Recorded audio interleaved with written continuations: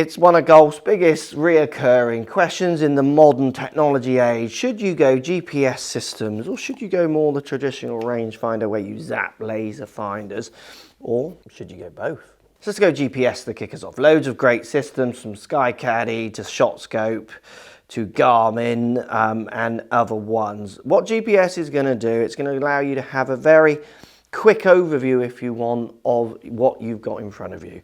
Where with a rangefinder, you're going to have to get it out of your bag, out of your pocket, wherever you're holding it, pick it up, find it, zap it.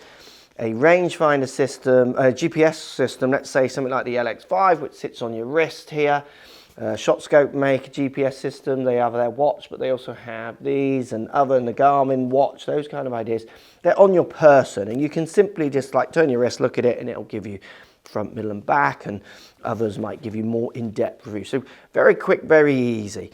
Also, if you think about when you can't see the hole, when there's nothing to zap because it's a blind shot, it's a dog leg, you've got nothing to zap in your landing area, the rangefinder might not be so good. That's where GPS really comes into its own. Anything mapped, anything GPS mapped is going to allow you to see what's around corners, over hills, over trees. If I hit a drive onto another fairway where I now can't zap the flag, GPS all day long is going to come out on top because it's giving you that global view, basically. Also, when it comes to planning the holes out, GPS is a little bit better because it can show you where the bunkers are up there that you might not see, again, because you can't zap them. It's going to show you the water hazard that you might not have noticed. You can't see it. It's over a hill, over a mound. There's nothing to zap, obviously. It's going to give you that kind of overview of every hole you play. So simplicity, great. Also with GPS systems, you've got added bonuses of with watches. It can be a life product as well. They do steps. They count your strokes. You get digital scorecards.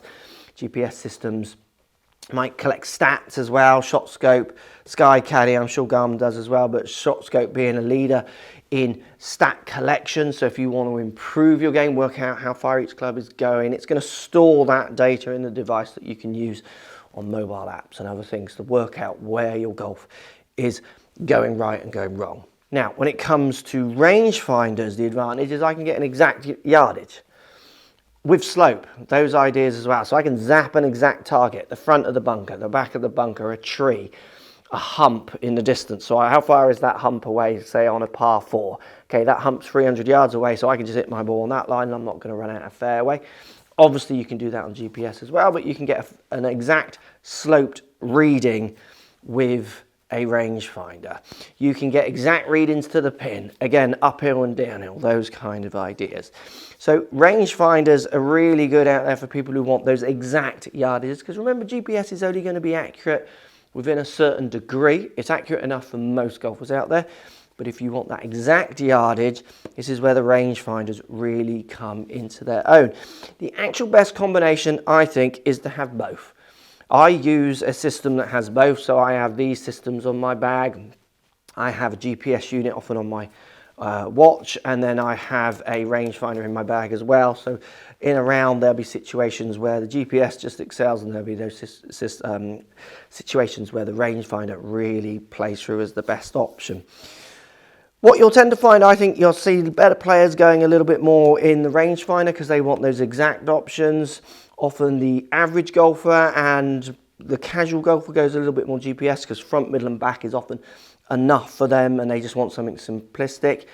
Ideas with the rangefinder is you do have to have a relatively steady hand. There's options out there now where they've got rapid fire and what have you, so it's hard not to get the target. But anyone who uses these ones, we've all had the double measure, so we measure and that comes out at 180 and you think, 180 really? You measure again and it's 157 because you're getting the trees in the back, those kind of things.